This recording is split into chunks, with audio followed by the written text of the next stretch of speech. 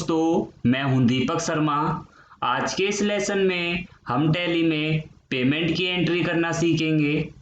अगर आपने अभी तक हमारे चैनल को सब्सक्राइब नहीं किया है तो सब्सक्राइब जरूर करें ताकि आने वाली नई वीडियो की नोटिफिकेशन आपको टाइम से मिलती रहे। वीडियो को पूरा देखें, वीडियो को स्किप बिल्कुल भी ना करें। आइए पहले हम पेमेंट की एंट्री को समझते हैं।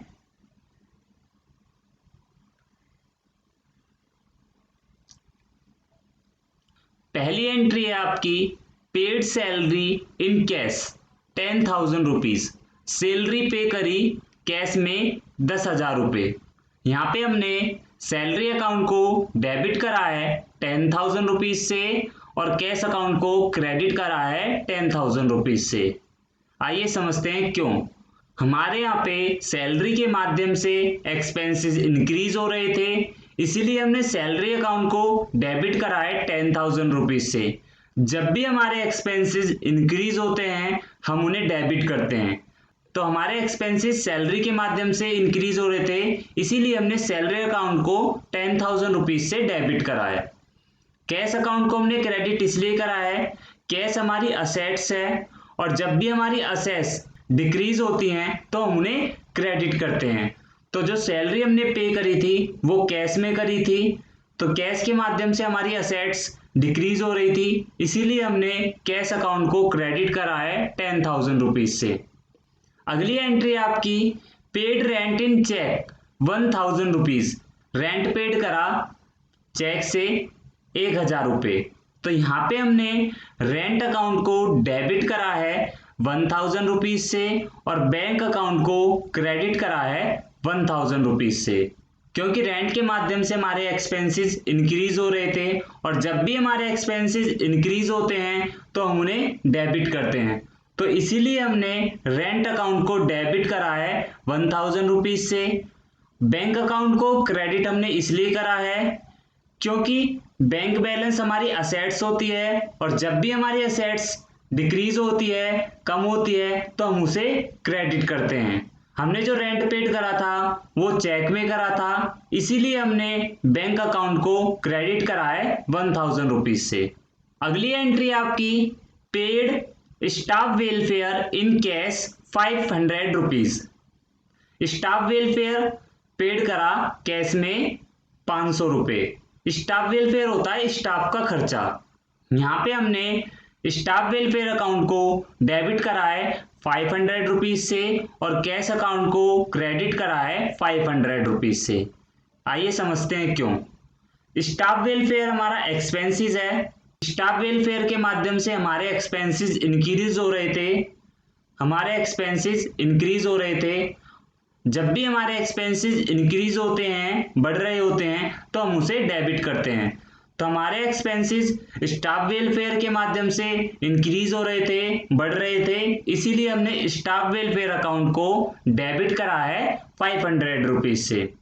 कैश अकाउंट को हमने क्रेडिट इसलिए करा है क्योंकि कैश हमारी असेट्स होती है। हमने जो स्टाफ वेलफेयर पेड करा है वो कैश में करा है। तो जब भी हमारी असेट्स डिक्रीज होती है, कम होती है, तो हम उसे क्रेडिट करते हैं। तो हमारी असेट्स कैश के माध्यम से डिक्रीज हो रही थी, इसीलिए हमने कैश अकाउंट को क्रेडिट करा है 500 रुपीज से।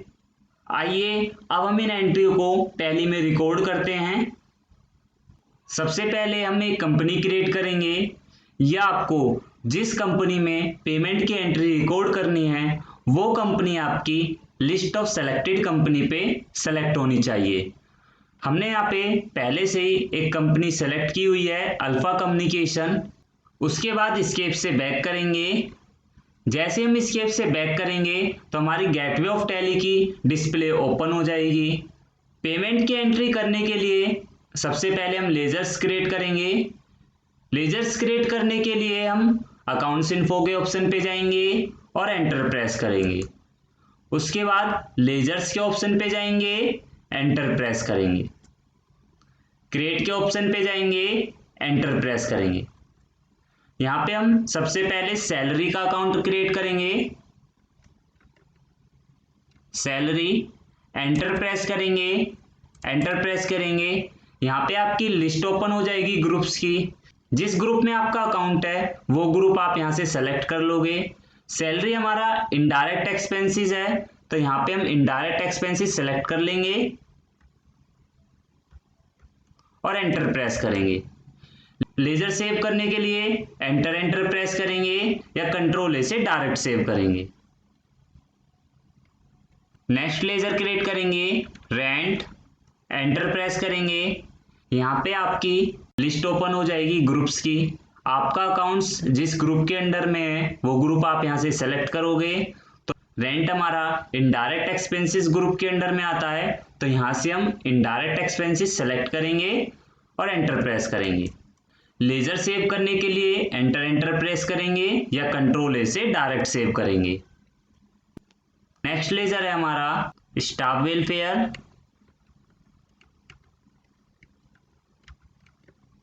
एंटर प्रेस करेंगे, यहाँ से ग्रुप सेलेक्ट करेंगे। स्टाफ वेलफेयर हमारा इनडायरेक्ट एक्सपेंसेस के ग्रुप में आता है, तो यहाँ से हम इनडायरेक्ट एक्सपेंसेस सेलेक्ट करेंगे और एंटर प्रेस करेंगे।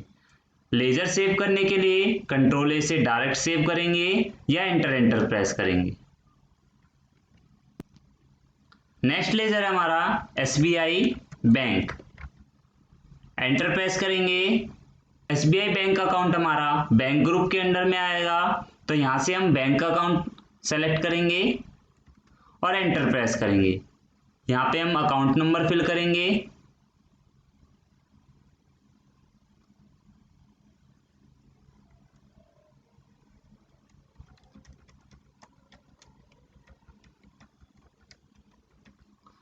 एंटर प्रेस करेंगे, IFS कोड प्रेस करेंगे।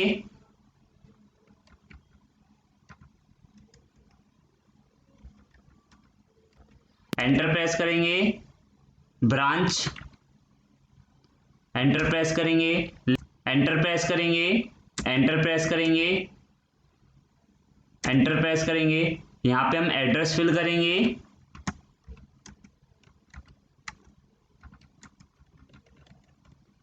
एंटर प्रेस करेंगे, एंटर प्रेस करेंगे। यहाँ से कंट्री सेलेक्ट करेंगे, यहाँ से स्टेट सेलेक्ट करेंगे जिस स्टेट में आपका बैंक अकाउंट है। एंटर प्रेस करेंगे, एंटर प्रेस करेंगे। आपके बैंक का कोई ओपनिंग बैलेंस है तो यहाँ पे ऐड करेंगे, तो यहाँ पे हमने 10,000 रुपीज़ ओपनिंग बैलेंस ऐड कर दिया है। लेजर को सेव करने के लिए एंटर प्रेस करेंगे या कंट्रोल ए से डायरेक्ट सेव करेंगे। एस्केप से बैक करेंगे, अल्टर के ऑप्शन पे जाएंगे, एंटर प्रेस करेंगे, यहाँ से कैश अकाउंट सेलेक्ट करेंगे, एंटर प्रेस करेंगे। यहाँ पे हम ओपनिंग बैलेंस ऐड करेंगे। 15,000 ओपनिंग बैलेंस ऐड कर दिया है। ओपनिंग बैलेंस हमने कैश में इसलिए ऐड करा है, अगर हमारे कैश अकाउंट में बैलेंस नहीं होगा तो हम जब भी पेमेंट की एंट्री करेंगे तो हमारा कैश अकाउंट नेगेटिव दिखाएगा, इसलिए ऐड करा है ताकि नेगेटिव बैलेंस शो ना हो। तो लेजर को सेव करने के लिए एंटर प्रेस करेंगे या कंट्रोल ए से डायरेक्ट सेव करेंगे। एस्केप से बैक करेंगे, गेटवे ऑफ टैली पे आएंगे। पेमेंट की एंट्री करने के लिए हम अकाउंटिंग वाउचर में जाएंगे और एंटर प्रेस करेंगे। यहाँ पे हम F5 प्रेस करेंगे। अगर आपका यहाँ पे DR और CR नहीं आता है तो आप F12 प्रेस करोगे और यहाँ से सेकंड ऑप्शन है use single entry mode for payment receipt Contra voucher, इस ऑप्शन को नो कर दोगे या कंट्रोल ए से डायरेक्ट सेव करेंगे। आपको जिस डेट में पेमेंट एंट्री करनी है वो डेट आप यहाँ पे फिल करोगे और एंटर प्रेस करोगे। पहली एंट्री हमारी paid salary in cash 10,000 rupees, salary paid करी 10,000 रुपीज़ कैश में, तो यहाँ पे हम सैलरी अकाउंट को डेबिट करेंगे 10,000 रुपीज़ से। सैलरी अकाउंट को हमने डेबिट इसलिए करा है क्योंकि हमारे एक्सपेंसेस इंक्रीज हो रहे हैं सैलरी के माध्यम से, और जब भी हमारे एक्सपेंसेस इंक्रीज होते हैं, बढ़ रहे होते हैं, तो हम उस अकाउंट को डेबिट कर देते हैं। यहाँ पे हमारे सैलरी के माध्यम से एक्सपेंसेस इंक्रीज हो रहे थे, इसलिए हमने सैलरी अकाउंट को डेबिट करा है 10,000 रुपीज़ से। एंटर प्रेस करेंगे, एंटर प्रेस करेंगे। यहाँ पे कैश अकाउंट को क्रेडिट करेंगे 10,000 रुपीज़ से। कैश अकाउंट को हमने क्रेडिट इसलिए करा है क्योंकि कैश हमारी असेट्स है, और जब भी हमारी असेट्स डिक्रीज हो रही होती है, कम हो रही होती है, तो हम उसे क्रेडिट कर देते हैं। तो कैश के माध्यम से हमारी असेट्स डिक्रीज हो रही है, कम हो रही है, इसीलिए हमने कैश अकाउंट को क्रेडिट करा है 10,000 रुपीज़ से, क्योंकि जो हमने सैलरी पे करी थी वो कैश में करी थी। एंटर प्रेस करेंगे, यहाँ पे हम नरेशन टाइप कर सकते हैं अपनी ट्रांजैक्शन से रिलेटेड। एंट्री को सेव करने के लिए एंटर प्रेस करेंगे या कंट्रोल ए से डायरेक्ट सेव करेंगे। जैसे ही हमारी एंट्री सेव होती है तो हमारा ट्रांजैक्शन नंबर इंक्रीज हो जाता है। अगली एंट्री है हमारी पेड रेंट इन चेक। रेंट पेड करा 500 का चेक के माध्यम से। एंटर प्रेस करेंगे, यहाँ पे हम रेंट अकाउंट को डेबिट करेंगे 500 रुपीज़ से।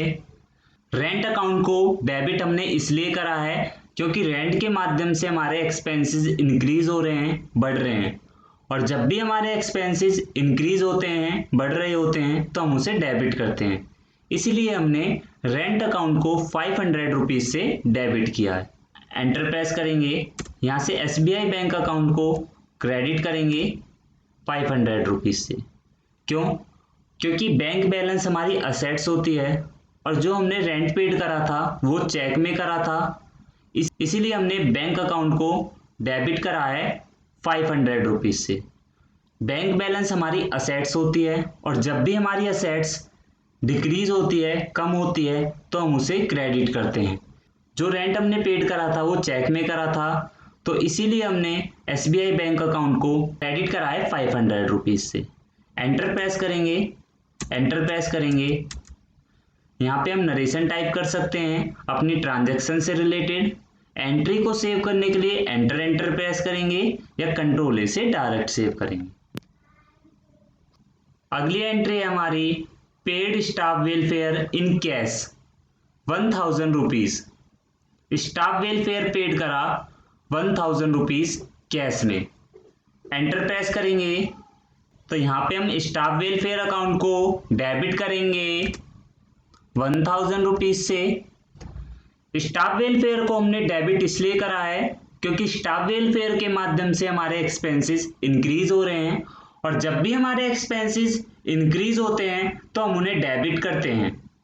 इसीलिए हमने स्टाफ वेलफेयर अकाउंट को डेबिट करा है 1000 रुपीज़ से।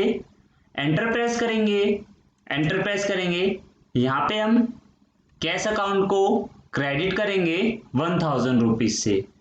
कैश अकाउंट को हमने क्रेडिट इसलिए करा है क्योंकि कैश हमारी असेट्स है, और जब भी हमारी असेट्स डिक्रीज होती है तो हम उसे क्रेडिट करते हैं। कैश हमारी असेट्स है और जब भी हमारी असेट्स डिक्रीज होती है, कम होती है, तो हम उसे क्रेडिट करते हैं।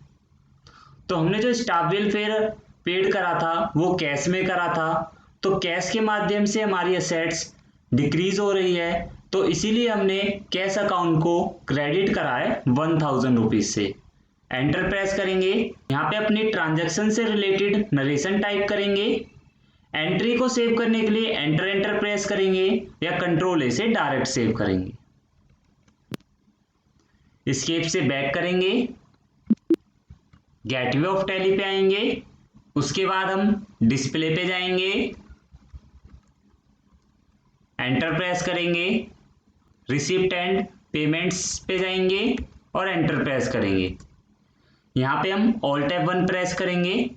अब आप देखोगे जो हमने पेमेंट करी थी उसका अमाउंट यहाँ पे शो हो रहा है, टोटल 11,500। यहाँ पे हमने जितने भी एक्सपेंसेस पेड करे हैं या जितनी भी रिसिप्ट करी है वो डिटेल हमारी यहाँ पे शो होगी। तो हमने यहाँ पे जो एक्सपेंसेस पेड करे थे उसकी डिटेल हमारी यहाँ पे शो हो रही है। एस्केप से बैक करेंगे, डिस्प्ले पे जाएंगे, डे बुक पे जाएंगे, एंटर प्रेस करेंगे। यहाँ पे ऑल टैब 1 प्रेस करेंगे तो डे बुक में हमारी day by day entry show होती हैं। तो हमने जो ट्रांजैक्शन करी हैं वो हमारी डे बुक में भी शो हो रही हैं। आज के इस लेसन में इतना ही।